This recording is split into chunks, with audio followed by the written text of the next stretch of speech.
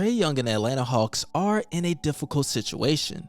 You see, ESPN put a post on their Instagram today and it stated that the Hawks have a record of 26-26. They're 17-17 against the East, 9-9 against the West. The Hawks are 8th of 15 East teams, and they have scored 6,057 points and allowed 6,057 points. It really doesn't get any more in the middle of the net. Of course, that's not something you expect from a team that just traded for DeJounte Murray from the San Antonio Spurs.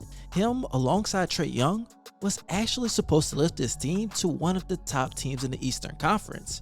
Maybe it's not too late, but with the NBA trade deadline approaching, the Hawks will look to shake things up. To make things worse, Trae Young and coach Nate McMillan ended up getting into it earlier in the season, in which Trae Young decided not to play in one of the Hawks games.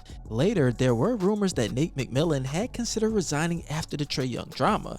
Then, in the month of January, there was also rumors that Trae Young was fined by the Hawks for using a private jet during the 2022 NBA playoffs. And while you wonder why this report came out months later, the Atlanta Hawks fans have been 50-50 on if the Hawks should keep or trade Trae Young. Some fans have been saying things like this: Trae is the face of the franchise, but I don't see them getting better as constructed. I can see the team staying at 500 and Trae asking for a trade at the end of the year, even if Nate gets fired. Another fan also stated that our team without Trae has beaten the Nuggets and the Bucks this year because without him we play defense and move the ball, both of which are completely absent when Trae is in the game. I just hope they do it before it's too late. The issue will be finding a team constructed to take on Trae's playstyle, one missing a ball handler and already has a solid defense. On the other hand of things, John Collins is an absolute monster, and within the last 24 to 48 hours, it's been reported that the Hawks significantly decreased the asking price in John Collins' trade, and they've said that instead of asking for players and picks, they just want some quality players. In my opinion, I believe that that's something that's smart on the Atlanta Hawks' behalf, because if you want more players and picks, all you'll be doing is overloading your roster. Something that won't be ideal whenever those contract extensions come up, which is why they're in the situation that they're in now. But they're in the middle of the pack, and there's obviously a trade desperately needed for the Atlanta Hawks. They need to set a culture. They need to get better players and actually contend for an NBA championship. So I put together a trade that they might want to look into. Now, you have to ask yourself, do you want more defense or playmaking and defense? Do you want a star player that can just add more attraction? Well, if you want more attraction, then you wouldn't want to trade Trae Young. But if you want to get stability, you want to at least have a culture, at least have a guy that can put you in a place to get to the NBA Finals. So the Atlanta Hawks would need to have a trade between the Toronto Raptors, the Phoenix Suns, and the Utah Jazz. You see, I'm about to put the trade up right now, and as you can see, the Atlanta Hawks would receive Chris Paul, OG Anunoby, Chris Boucher, Kelly Olynyk, and Jared Vanderbilt from the Utah Jazz. The Toronto Raptors would receive Trae Young and Jay Crowder. The Phoenix Suns would get Mike Conley and Gary Trent Jr. And last but not least, the main player for the Utah Jazz would be John Collins. Also, the Toronto Raptors would give up 2 first-round picks, one going to the Atlanta Hawks and one going to the Utah Jazz. Maybe even a second-round pick, but that's something that's up for discretion. Now, for the Toronto Raptors, this trade definitely makes sense because one, they need somebody along Scotty Barnes, who is youthful, on a long-term contract, and can give you absolute buckets. To some, he's a star, and to others, he's a superstar. But you can't knock what he did against the New York Knicks just about 2 seasons ago in the NBA playoffs. That was signs of superstardom. Also, you can still trade away Fred VanVleet and Pascal Siakam if you do want more draft picks or quality players. According to Bleacher Report, there was a trade scenario where they can trade Fred VanVleet to the Los Angeles Clippers for some players and draft picks. That's something that can be looked into. As far as the Phoenix Suns, they were already looking into trading Jay Crowder, but Chris Paul, he is a big question mark. He's been injury prone for the Phoenix Suns over the last few seasons, and they might be looking to upgrade their roster. Whenever you look at Mike Conley, even though he's well past his prime, he's still a floor general and can put guys in the spots that they need to be.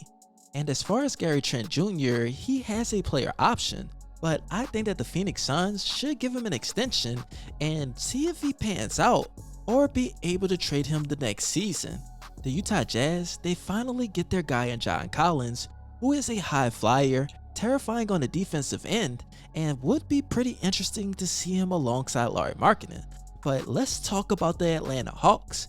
To me, they're the prize of this trade. You see, they get Chris Paul and OG Anunoby. Paul, he's a guy that is kind of like the New Orleans Saints of the NBA whenever they had Sean Payton.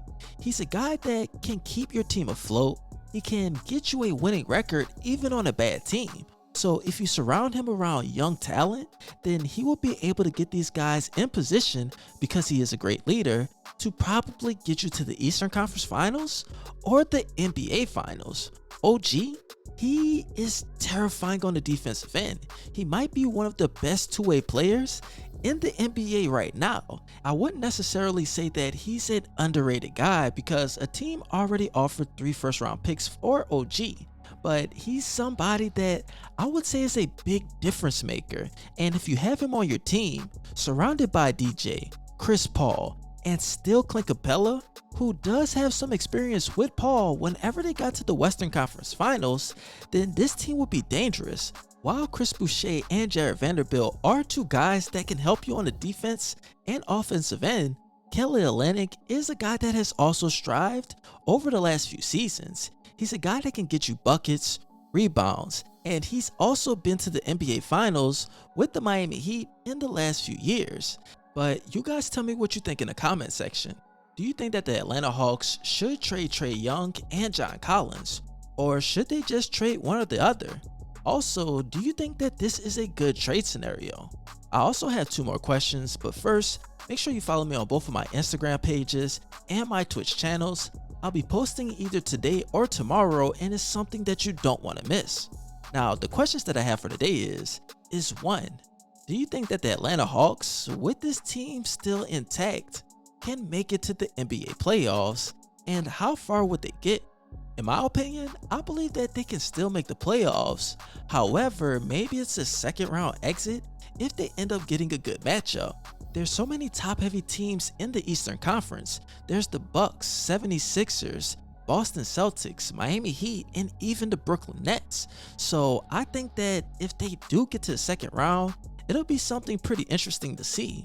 Now, the second question that I have for today is do you think that Trae Young is a winning point guard in the NBA? And when I say winning, do you actually see him getting to multiple Eastern Conference Finals or NBA Finals? In my opinion, he's a guy that needs a specific roster around him. Not saying that he can only play in a fixed system, but if you want him to be the focal point, then you have to surround him with multiple two-way players. But there's not many scenarios where you can say that he can go to that could get him to that point. But you guys tell me what you think in the comment section. I appreciate all you guys loving your support, and as always, this your boy ScottyIce, aka Baby Bron, and you already know, I'm out.